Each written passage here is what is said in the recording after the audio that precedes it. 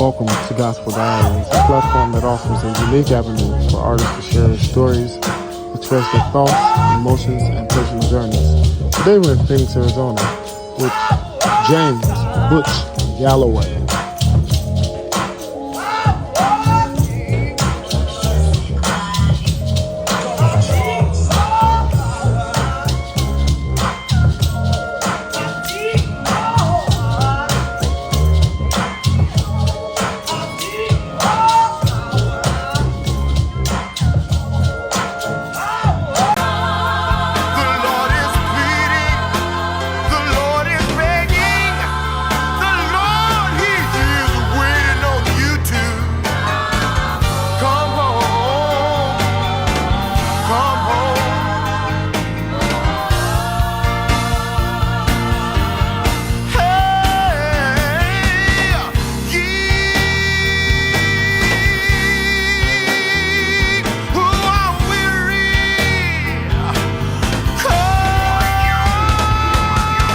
What's going on, Gospel Diaries, y'all? Listen, I've really been in Phoenix, Arizona. Well, I'm in the outskirts of Phoenix this time, but I've been really planning here in Phoenix for some reason. Maybe it's a good thing. I know it's a good thing because the guy that's sitting to my right, and I think he may be on your left.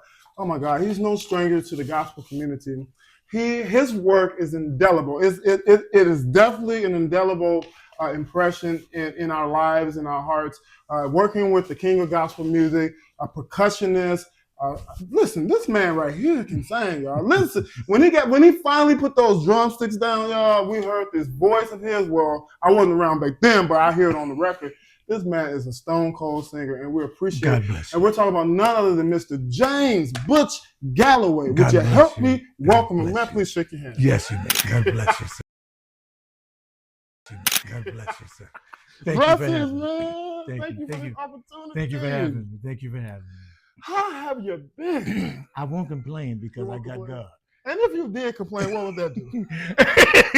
It is not like nobody hearing me. No.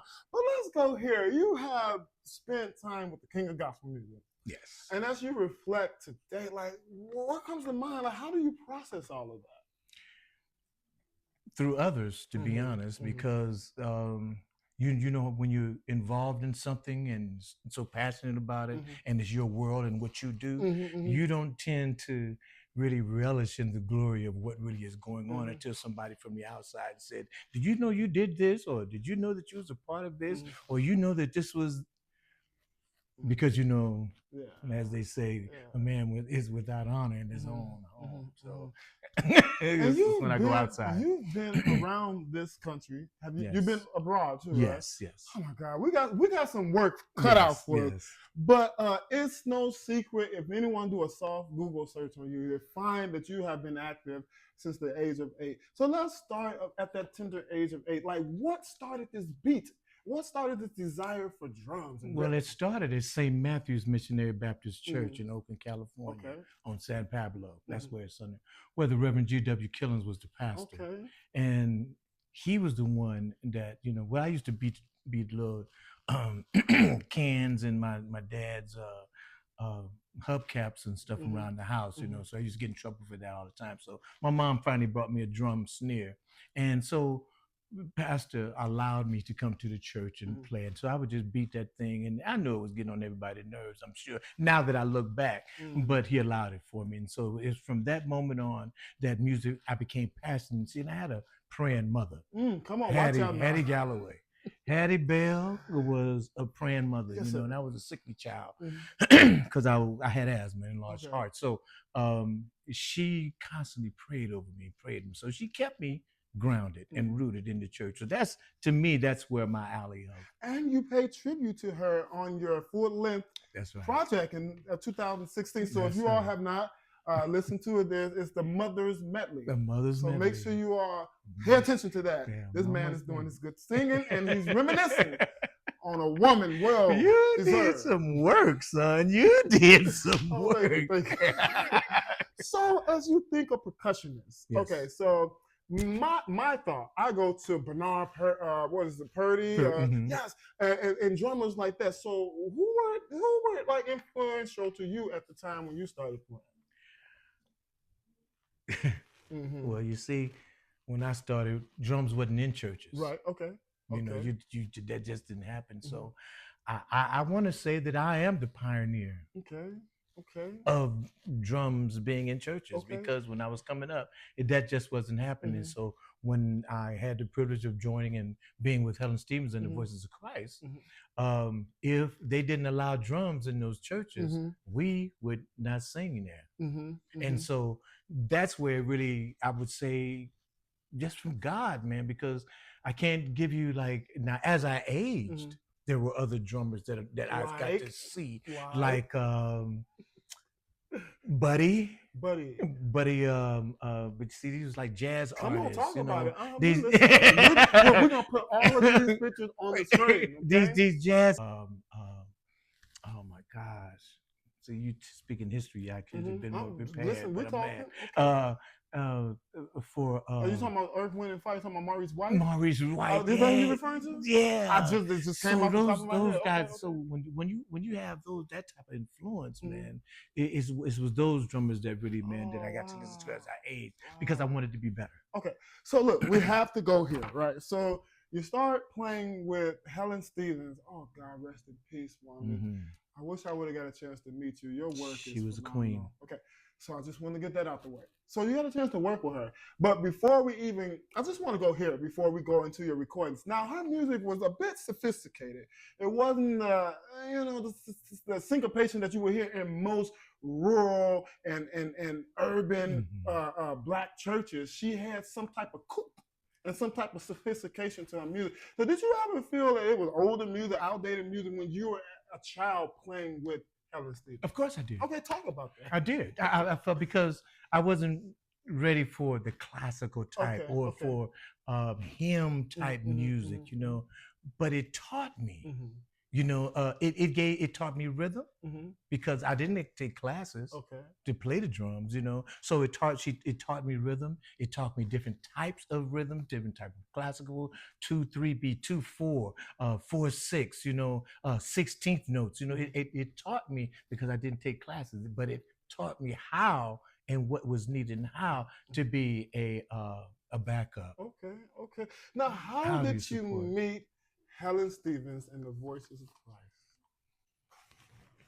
I met Helen Stevens when I was my mama taking me around churches, and we was in this local called Local 3, I believe it was back in Oakland, Local 3.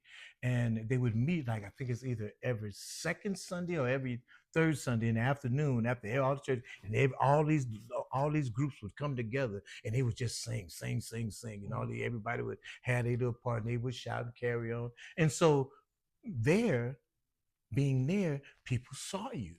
So people saw you, they saw you play, and they ask you to come over here.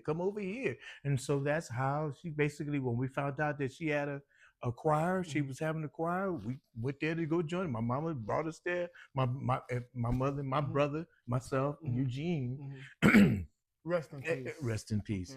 Brought him with him, and we joined the choir, because she started this choir then. Okay. Now I must ask. Now, was there any compensation when you joined the choir playing percussion? No. Okay. Now, how did you feel? But were you happy to play? We was happy to play. Okay. See, that's the difference. Well, yeah, we was happy to play. You wanted to just play. You wanted to be able to show your talent, show that you were good enough, or show just to be amongst them. That was rendering this sound. Because you have to understand, it was about the sound, and being amongst it, being able to feel that, being in that choir, being a part of that, hearing that. And if this was the best I could do to do it, this is what I was going to do. Get ready for an unforgettable afternoon of music, history, and celebration. Join us Saturday, September 27th at 4 p.m. at Trinity All Nations Deliverance Ministries, 9600 South Vincennes in Chicago, for the Gospel Legacy Concert and live storytelling presented by Gospel Diaries. Enjoy performances by Pastor Dorrell Smith, Cosmopolitan Church of Prayer, Angie Spivey and the Voices of Victory, and Lavernia Hubbard. We'll also honor Pastor Mitty Collier, Bob Marovich, Bishop Larry Roberts, and Luvanya Whitley for their contributions to gospel music history. Admission is free, so come support and help preserve the legacy of gospel music.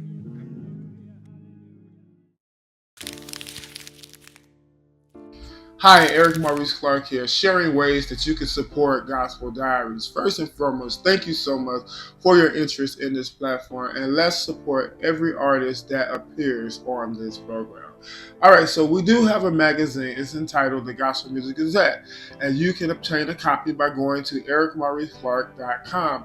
That will help us share and help spread our purpose here at Gospel Diaries. Also, you can donate by way of Zelle, CashApp, or traditionally through mail. We do appreciate you, and as I always say, love on someone and you will change your life. Bye. Wow. So roughly, the first album somehow I Can Sing. I Can Sing. That was roughly 1970. Did it come out the same year it was recorded? Do you remember? Walk us through the recording process, your first recording process.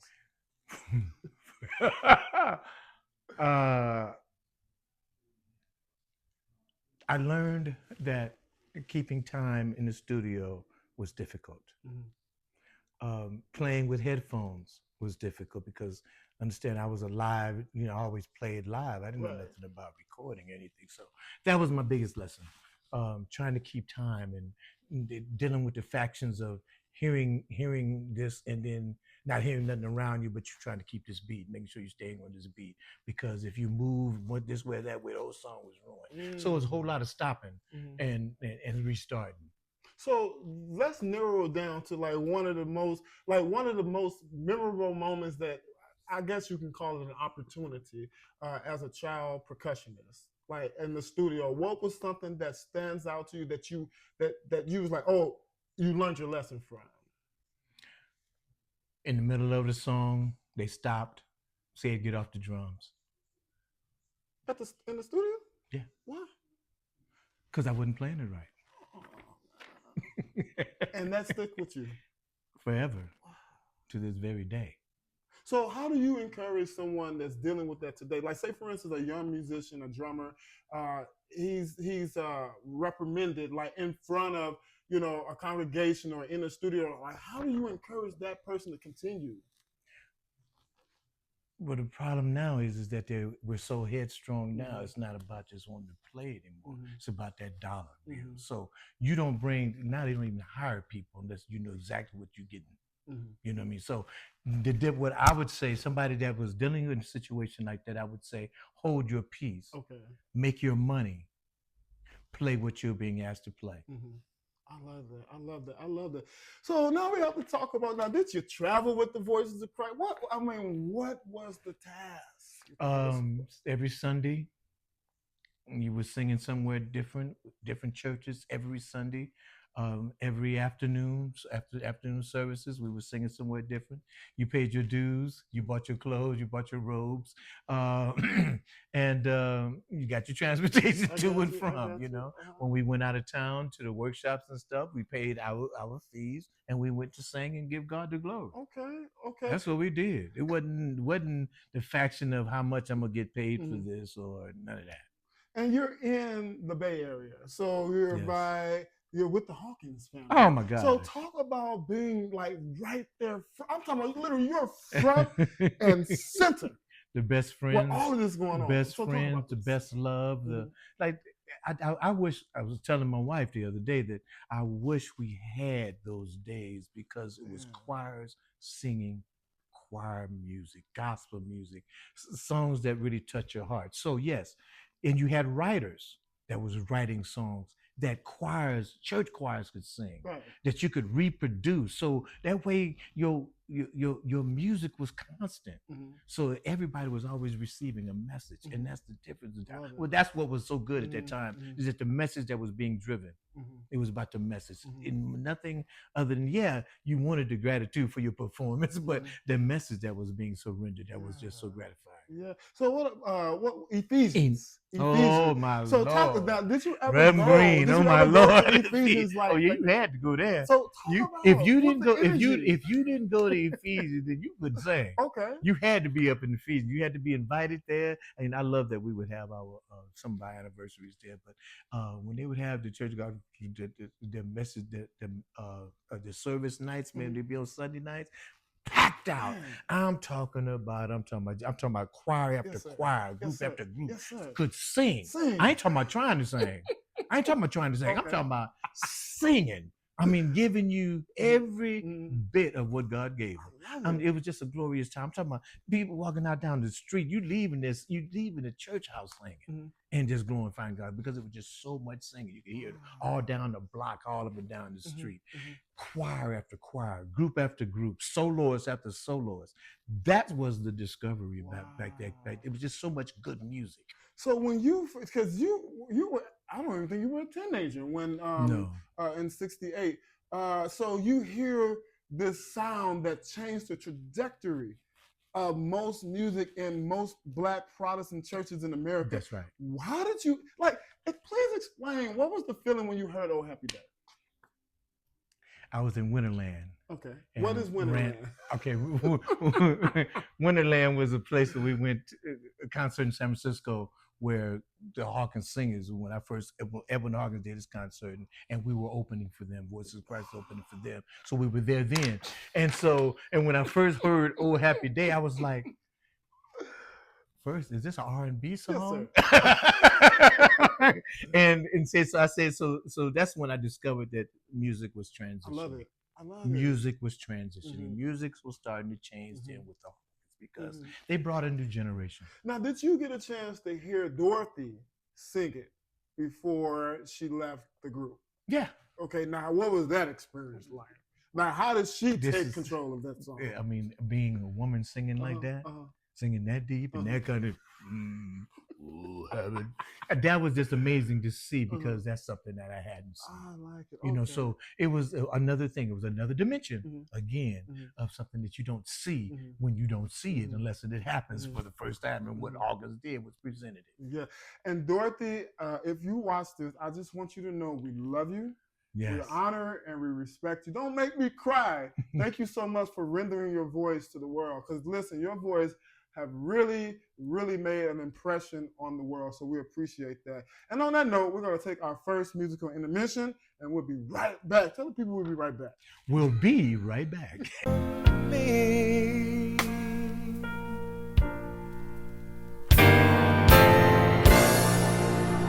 I heard the voice of Jesus say,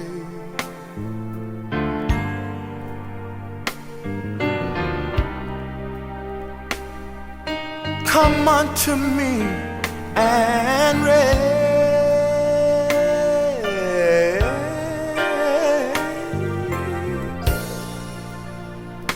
Lay down the weary one. Lay down thy head upon my breast. Get ready for an unforgettable afternoon of music, history, and celebration. Join us Saturday, September 27th at 4 p.m. at Trinity All Nations Deliverance Ministries, 9600 South Vincennes in Chicago, for the Gospel Legacy Concert and live storytelling presented by Gospel Diaries.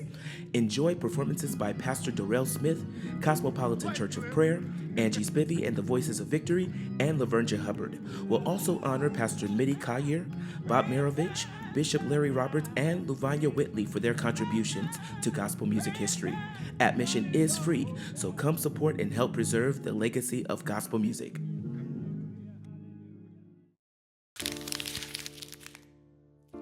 Hi, Eric Maurice Clark here, sharing ways that you can support Gospel Diaries. First and foremost, thank you so much for your interest in this platform, and let's support every artist that appears on this program.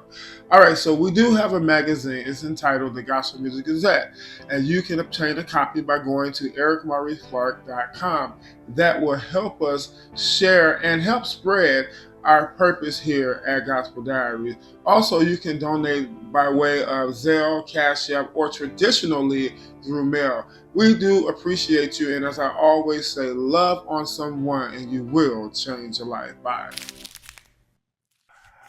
Welcome back to Gospel Diaries. I hope you enjoyed that musical intermission. Listen here, y'all already know, I'm just like a kid in the candy shop right now.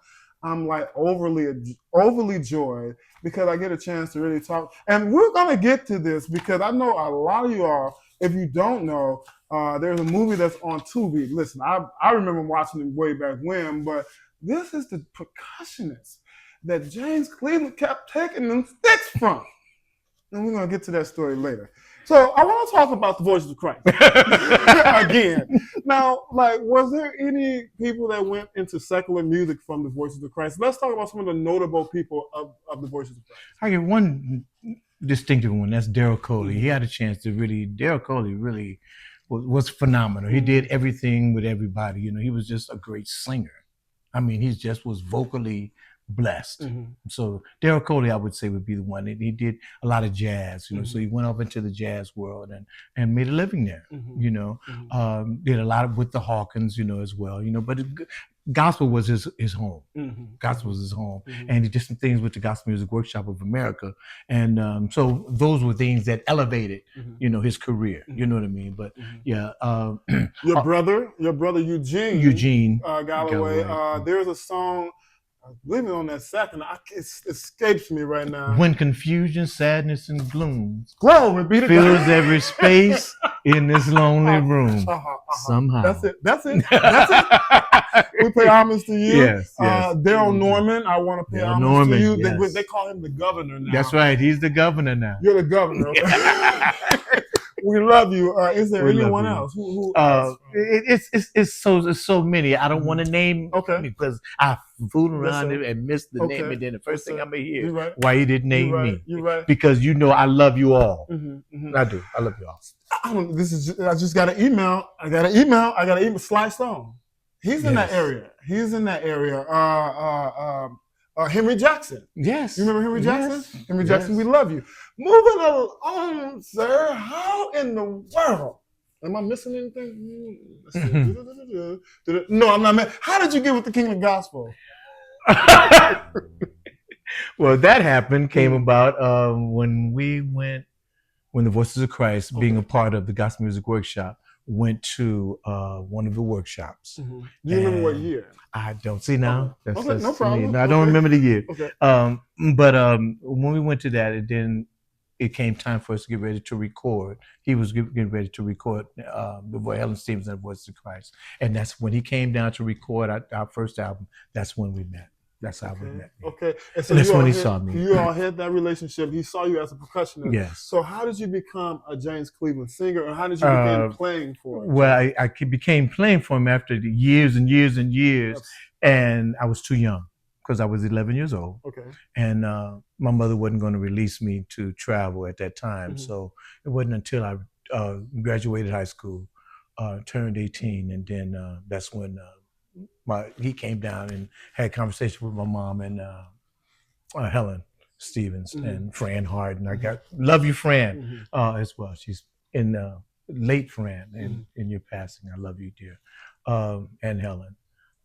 When he came down and then they had the conversation, and then my mom said it was okay. So you actually moved to Los Angeles? I moved to Los Angeles about a year later. Okay. And then after, you know, I've been traveling, going back and forth.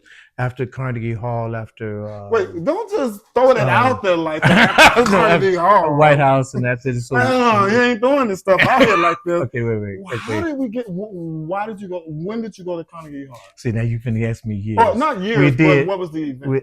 We did Carnegie Hall because, you know, that was one of the performances that they, you know, places that they put out, and they wanted us to come there. So we went there. The Reverend and them, they went twice. I was sick the first time. So the second time I got to go to the White House the second time. And then Carnegie Hall. Right. I'm sorry, Carnegie Hall. And then we played the White House when President Carter was in office. So that was the same year that Sarah Jordan Powell. Yes, that's that one. That one. Yes. With Shirley Caesar was there. Yes. So that was on the lawn. That was on the lawn. I was on the South Lawn. And what happened was, if my memory serves me right, it was they was trying to have some type of black festival. Right. And that's when they called everyone, And I think they had it 2 years. It was a continuation of a it Black happened. Fact. Yes, Yeah, it I'm gonna happened. put all the information on the I remember I did that. It sure was. It sure was. And there was some secular people there too. It was. I can't think of the person. It wasn't. I was a Pentecostal, but it wasn't. The zealous creativity of the gospel voice is unmatched.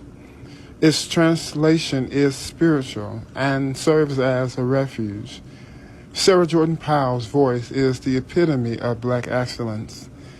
A soft Google search reveals how in 1979, the incomparable Sarah Jordan Powell sang liberty and liberation on the White House lawn before President Jimmy Carter. Express the hopes of our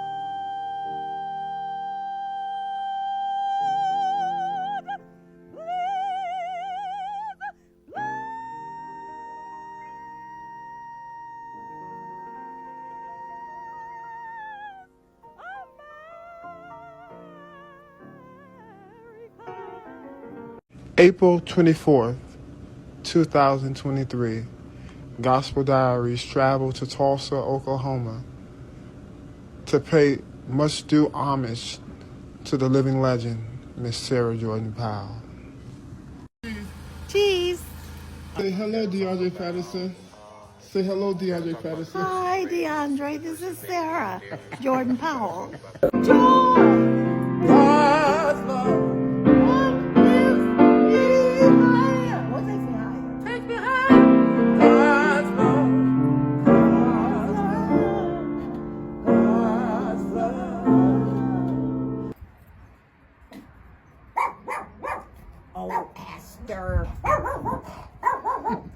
Beautiful. When you first started with James Cleveland, were you a drummer or singer? I was a drummer. You were a drummer. I played drums up until I think I just played drums for like 7-8 years. Okay, so I didn't go into singing until Pastor started losing his voice. Okay, but you recorded drums with James, right? Yeah. Okay, so all the albums. So what are we doing? Are we Southern Cal? Southern Cal. Are we doing GMWA? GMWA. Whenever Southern Cal, GMWA. Whenever we traveled, like whenever we would go to Cincinnati, Charles Ford? Yeah, okay. Charles Ford. Okay. We did his album, Omaha, Nebraska. Yeah. We did that album. Wait, are you on the drums with the with Keith singing? Yes. Y'all, this is the drummer, y'all. This is the drummer. On the record with I was from Nebraska, Detroit, yeah, all of those that we was doing, and when he had that, because he was doing this whole band thing where he was going around recording everybody on support label. I want to take this moment, man. I try not to get it. I don't know why I say. I just do it, whatever. But do you know, or do you realize, or have you stopped the process? Like as a musician, people look up to musicians, and you spent your life in front of so many people.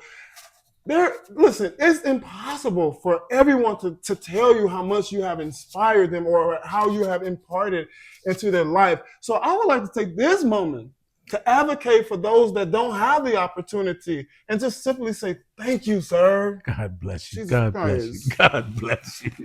God bless you. I mean it from my heart. I believe that. So now let's talk about give us some GMWA experiences. I mean, you got so much stuff. Jesus. So let's what I loved about what I really love about the Gospel Music Workshop of America, James Cleveland's Gospel Music Workshop of America, is the purpose. Mm-hmm. The purpose was to bring good gospel music together to cultivate, innovate, and give a platform for those who normally would not. All they would have is normally just their for Sunday service. Mm-hmm. This gospel music, not only did it give you a chance to cultivate or make what you have better. But like they gave you classes in the morning where you could take a drum class, you could take a violin class, or a vocal class, a music class in the morning. I taught the percussion class, which I loved. So in doing that, it just made you appreciate what this really music was going to, because back then, nobody's teaching gospel in school. You either got your classical, you got your rock or whatever, but nobody was teaching gospel. They would only teach your classical stuff or your operatic type of things, So what was good about the Gospel Music Workshop is that you got a chance to actually get what your soul was. You got the chance to deal with your soul, what was in your inner soul, and that's what I loved.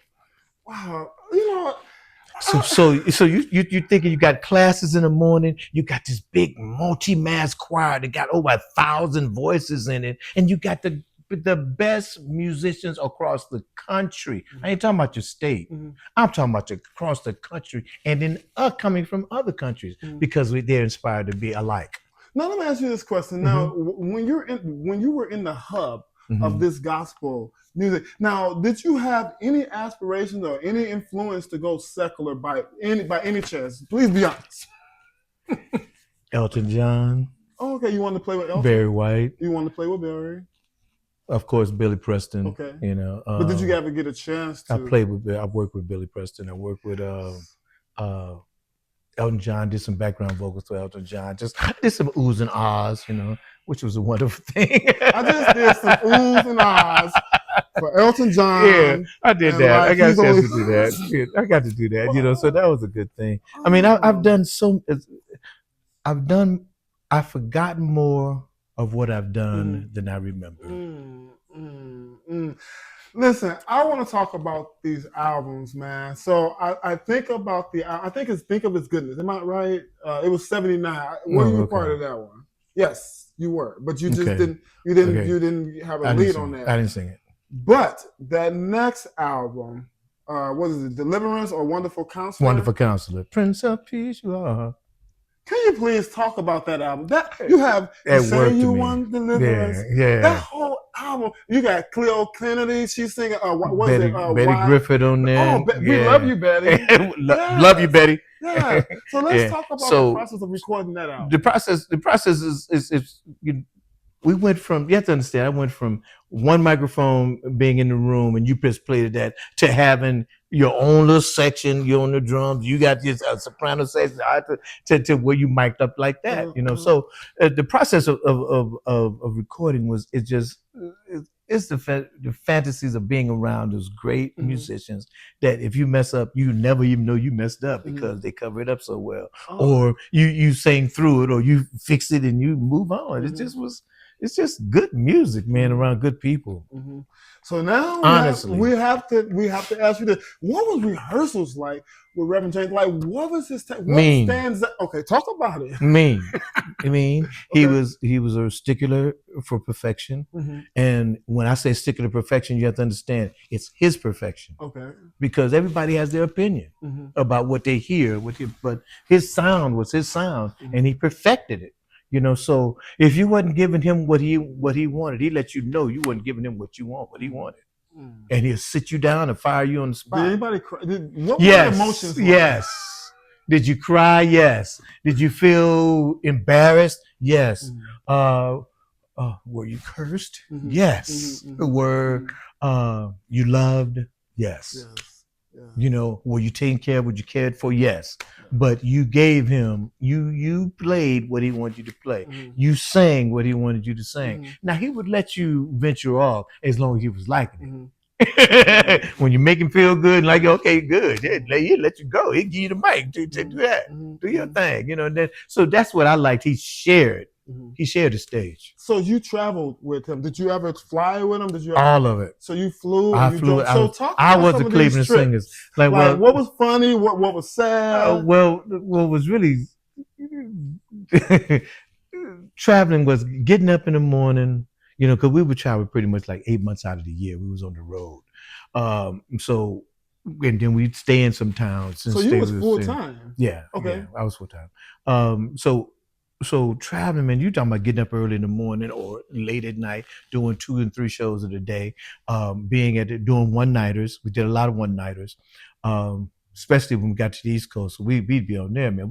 You could go from Connecticut to Connecticut, Philadelphia, New York, man. You can do a 4-day trip.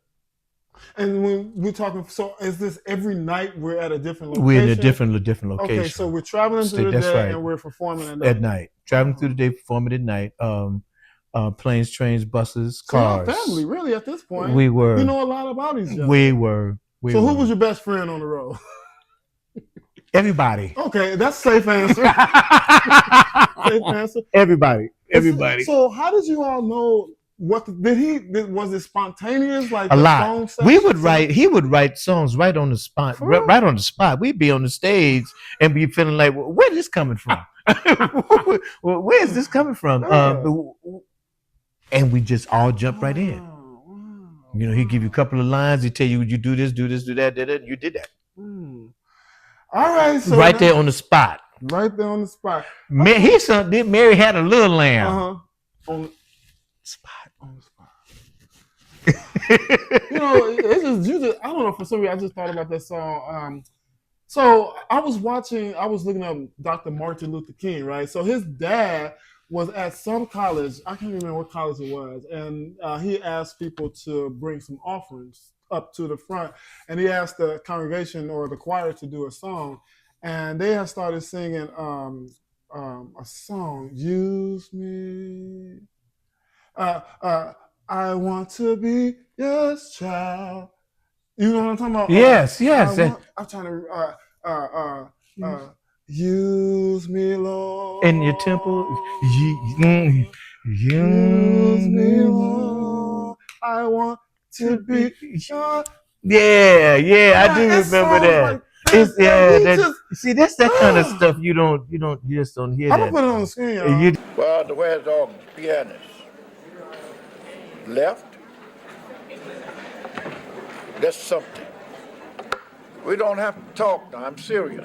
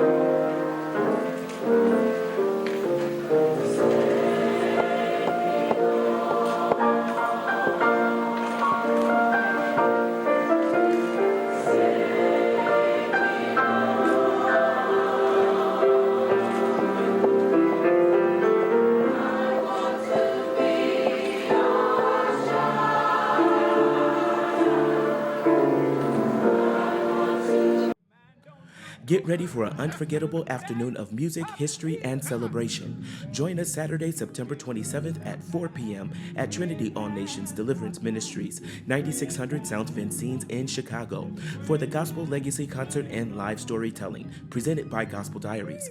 Enjoy performances by Pastor Dorrell Smith, Cosmopolitan Church of Prayer, Angie Spivey and the Voices of Victory, and Lavernia Hubbard. We'll also honor Pastor Mitty Collier, Bob Marovich, Bishop Larry Roberts, and Luvanya Whitley for their contributions to gospel music history. Admission is free, so come support and help preserve the legacy of gospel music.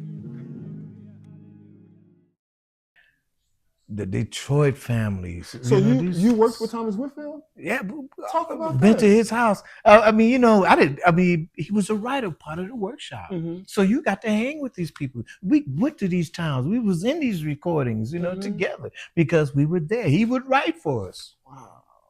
You know. Now, did you write anything for the Cleveland Singers? I did not. I did. Why should I be wrote. No, I did you write sang one. the song and wrote. You sang the I same. wrote that one. I wrote. What was that it? was Something about bound, right? That was I can't remember. I'm gonna have to cheat, y'all. I'm gonna have to cheat. I can't remember the song. Why should I work? No, that's Cleo singing. Yeah, that's Cleo singing that. I can't remember, but there's one that you asked. But I did. That one that I wrote, and then for the gospel music workshop, I wrote "That's What My God Will Do For You." Mm-hmm. I wrote that record, and wow. Dorothy Norwood. Not Dorothy Norwood. The big lady. Not Dorothy Norwood, but Dorothy. The heavyset one. Yes. Dorothy Bolt. Not that. Okay, No, okay. no. This was. I'm sorry. That's okay. We'll find it. I know. We'll find it. But it's on the record. Mm. It's on the. That's why I got it. But it's Dorothy. She's passed away, and I know she would hate for me to do That's this, okay. We pay homage to Dorothy. I'm gonna put it on the screen. Yeah, please do it. So listen, we have to go here before we continue. Okay. Okay. So there's a very famous moment, and you all were recording a full-length film, but in this case, it was a concert. And yes. To me, I think that was pretty rare in the gospel sector for them to actually record a full-length concert and want to present it as a movie. And here you go. You got Reverend James Cleveland, mm-hmm. the Clark sisters, mm-hmm. Walter Hawkins. That's right. Mighty Clouds of Joy, mm-hmm. and Pastor Shirley Caesar. Yeah. Let's talk about that experience. They were the greatest experience. One of my greater experiences, mm-hmm. And I've got a few, mm-hmm. but that was one of my greater experiences. Mm-hmm. Now, did I know at the time it was going to be a movie? No. So you just thought it was a concert? We was coming from. In fact, I believe it was either coming from London, leaving Washington. Because I don't know if that's the time we took the Concorde or not, but I think that was the time we took the Concorde from London to Washington and Washington to get to Oakland. I think that's the time we did that. I might be wrong. Don't quote me on it. But we did that, and then so I'm just thinking we just coming to do a concert. I hadn't seen my family in a while, so I got in the car to go see my family because we was in Oakland. Mm-hmm. So I'm riding around in the limousine, going to see my family, my mom and stuff. So and then I was late getting to the rehearsal, but I went and picked up my boys and my two boys. We went to the rehearsal late, running in there. So I didn't realize, it was cameras was always wherever we was at. So I didn't realize this was no different. There was always people standing around and trucks out, mobile trucks. So recording trucks. That wasn't no big thing. So I didn't realize it was actually going to be a recording, but after we got to rehearsal, we rehearsing, going through these, stopping in it. So I said, "Oh, this is something different." That's when I realized. Okay. Now, what about the night of the night of the concert? Man, was just so draped. I'm talking about everybody was draped in their beautiful wardrobe. They had them. See, back then, I'm talking about we dressed. Yes, sir. They dressed. I mean, they dressed. I'm talking about going and coming. Mm-hmm. So when they hit that stage, boy, and you did that, man. And see what you love, you love to stand on the side of the stage, man, watch these people perform. Man, Yes, it was just glorious times, man. Times that now I really appreciate. At the time, I didn't give it nearly the love I wish I had. Right. And I'd like to take this moment. A lot of times we talk about the good old days, mm-hmm. Go back to the good old days. But please, Gospel Diaries, can we please take a moment to understand that we're living in the good old days? So embrace every moment that you have, because you're living in great times. So we get to this point. So I must bluntly ask you, was that rehearsed? When he took the drumsticks from you, was that rehearsed? I got a $900 fine for that. No, you didn't. Like, for real. And that's like the best part of, you should have got paid for it. Man, I got fined so bad for that, man. So that was really real. That was real, dog. This guy was me. Wow. It's me. No, it was real, man, because you have to understand, we had been on the road, man. And like, I'm talking about flying on planes and trains and buses and cars and, for some time, so I was finally home. I was so thankful to be home, man. I was just so thankful to be home, and that God, because see, you go through things that I don't want to talk about, but you go through things when you out there, man. It's not peaches and cream, or gold and glitter on that road. It's not, man. That's a tough life. It's a rough life. It's work, and people don't realize that. So I had gratitude for being home, man. And it just gave me a chance to just praise God. And that's exactly what I did. Problem was, I was at the Paramount Theatre, and you paid for every minute past that doggone time you on that stage. But you wouldn't take it back now, huh? I wouldn't take it back for nothing. I mean, it has. Do you know how that has I wouldn't inspired take some it of these back people, for man? nothing, man. Like people go right to that spot, man. It's like the energy there was like it was priceless. It just got me. Well, the only thing that hurt me about it was the fact that everybody did think it was fake. Yeah. Everybody really thought it was rehearsed.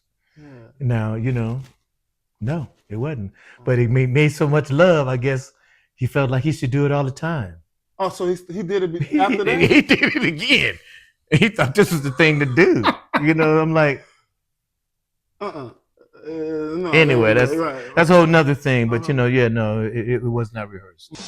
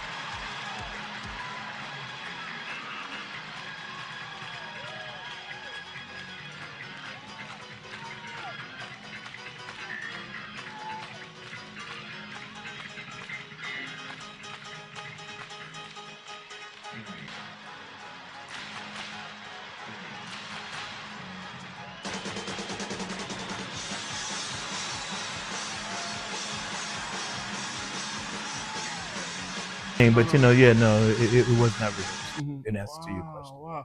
So I want to move on with that night. So the Clark sisters, was that your first time seeing them perform? It was the first time me actually being on that stage with them, man. It was just, no, I ain't gonna say it was the first time I'd seen them perform. Right. I'd seen them perform before, but it's like the Winans, man. I was on the stage, been on stage with the Winans and all them, but this night was something different, man. It was really something different.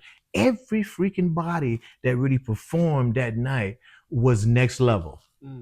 It was like God had ascended on that Paramount and said, I'm finna bring heaven to y'all.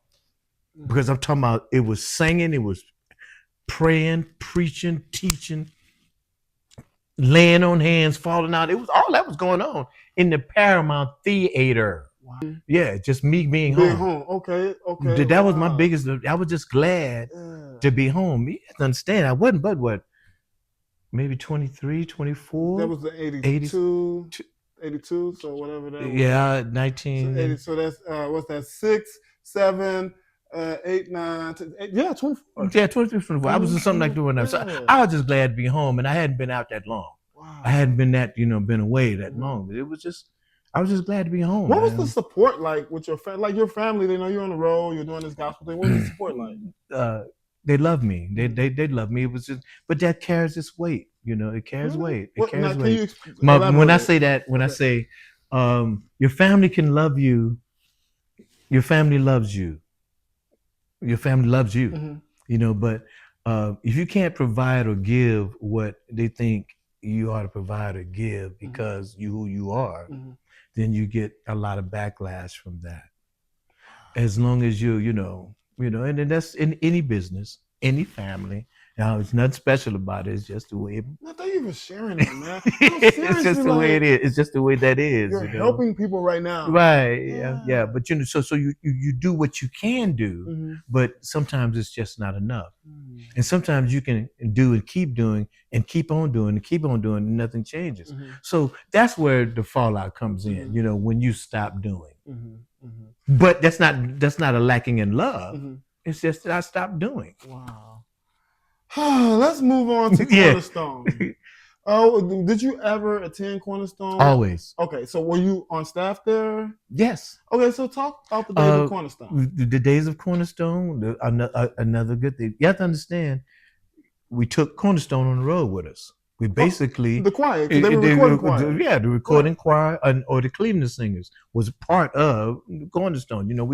He would pick up singers from different states and things that would travel with us, 1 or 2 years. But when it was just the Cleveland Singers, it would be the Cleveland Singers. It would just be us, And everyone on the roster lived in LA, or did not everybody? Okay. Not everybody. Even musicians didn't live in LA. It's not all of us. Really? We would just come together when it came time to work. But for the most part, the choir and most of us lived together in LA. Most of us did. Wow. So were there concerts at Cornerstone? Like, Lord, we'd have fabulous communion Sundays. Man, was just immaculate.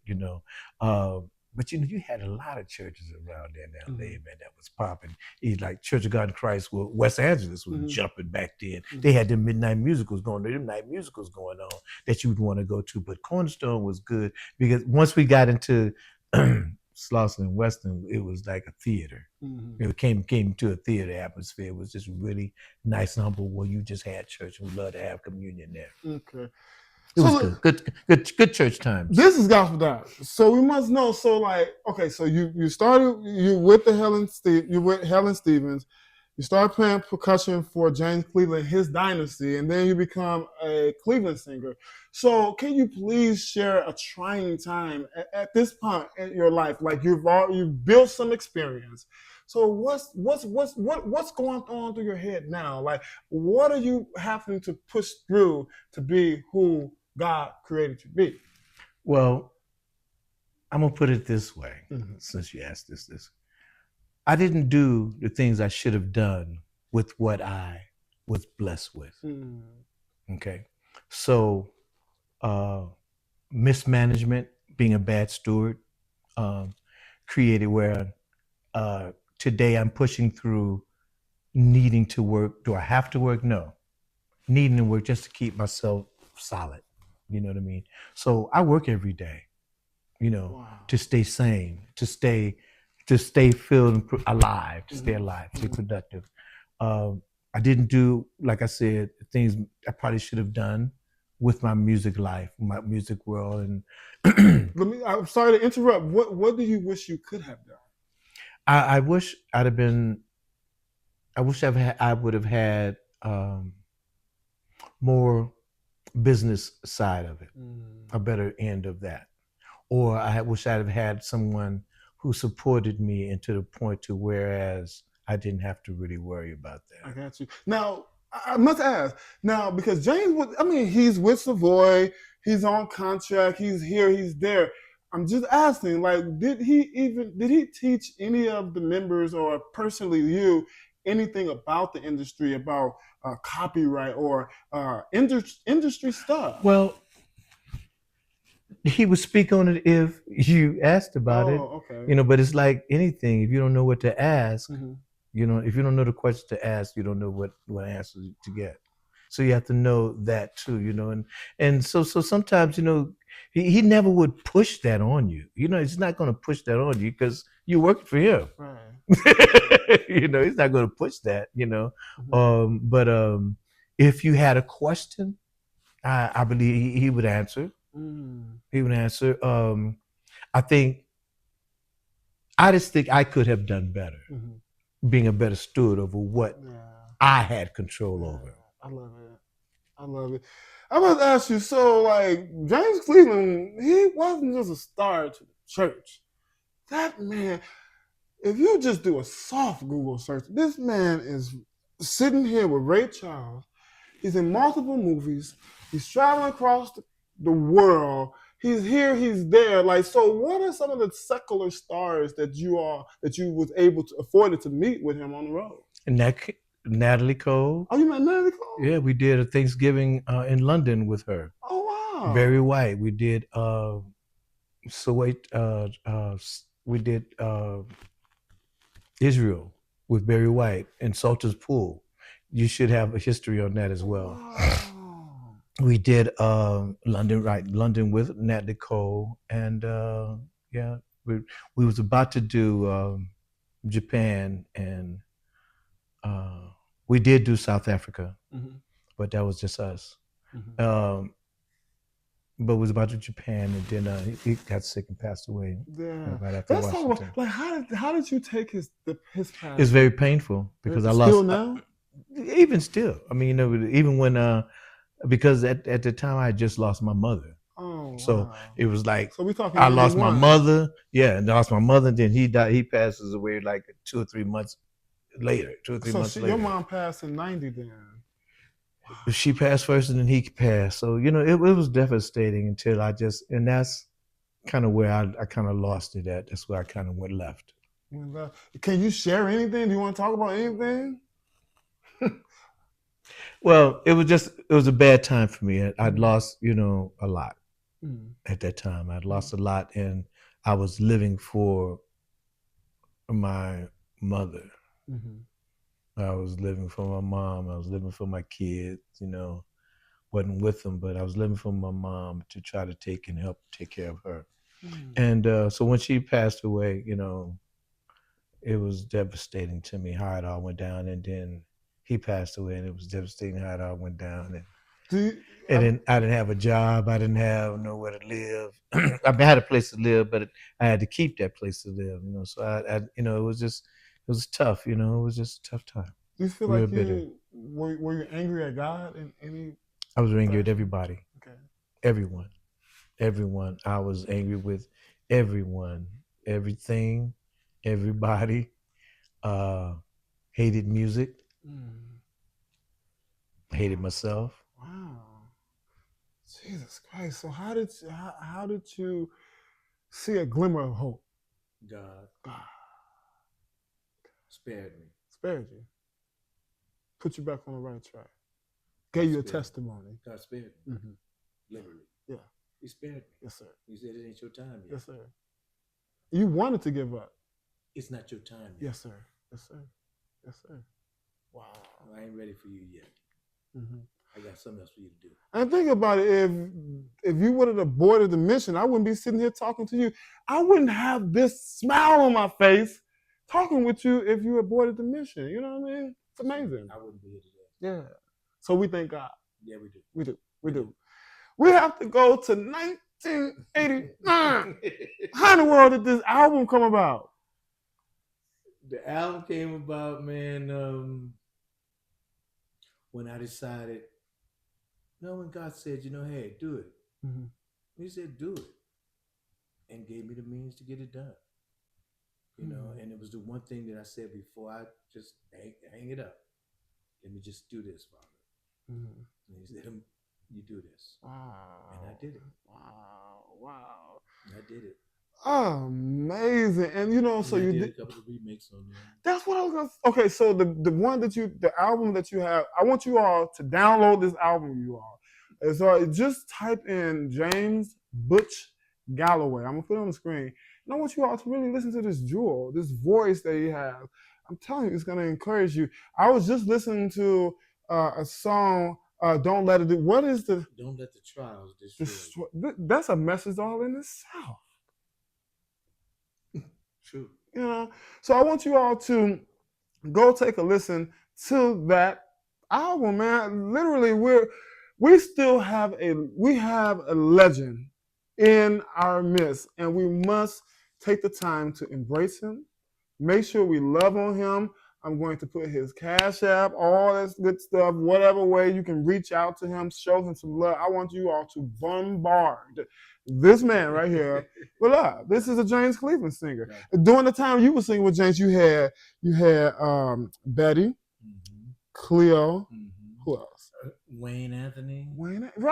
He's still alive too. Yes, Wayne Anthony. Rodney Wayne Finney. Eugene Bryant when he was alive. Betty Griffith. Henry Jackson. Yeah. He's traveled with us. Oh, you remember traveling with Henry Jackson? Yeah, he traveled with us. All the way back to John Hasten and Keith Pringle and all of them. Wait, what about Keith Pringle? He traveled with you too? Yes. Lord have mercy. Give me a fond memory about Keith Pringle. Yeah, he was something else. He's funny. Is funny.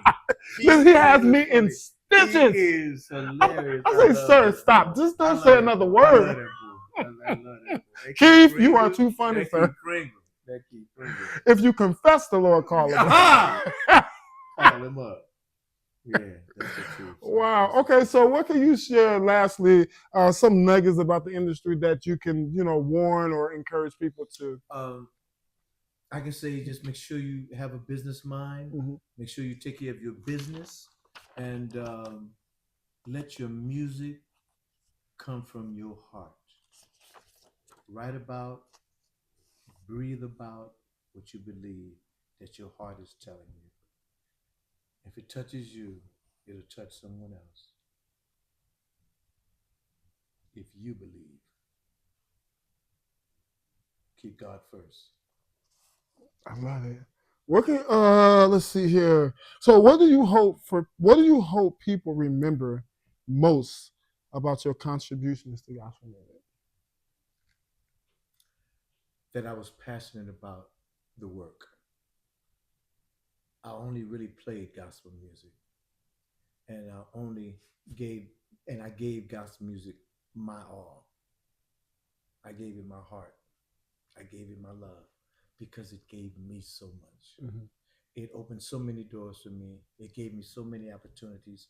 So I tried to give as much of it back as I could. I love it. And last but not least, I must ask you this. Can you please, I want this to be recorded. Share something to your family. What do you want your family to always remember? Give your family a message. To my loved ones, to my family, I know I may not have always been there, but you were always with me no matter where I went, no matter who I was around or who I was with. I carried you with me, and I always tried to represent you in a way that you would be proud, that you would always know that you had a father that was God-fearing and loving, that you had a brother that was God-fearing and loving, and that you had a friend who was God-fearing and loving. You had an uncle that was God-fearing and loving. Wow. You had a husband. You have a husband that's God-fearing and loving. I love her. And passionate. I love it. What can we look forward to in the future from James Butch Galloway? Continue praise. Okay. Continue prayer. And continue glorifying God. Okay. And whoever wants to hear me, I will sing for you. You will? So you are still active? I'm still active. No, I don't normally do this, but I just can you give me a verse of something? I don't know, whatever comes to heart. Maybe a James Cleveland song. I don't feel no way tired. I don't know, something I don't know. I love the Lord.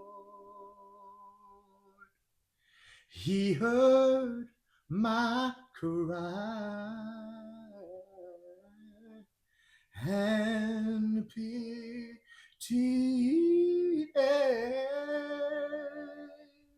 every groan.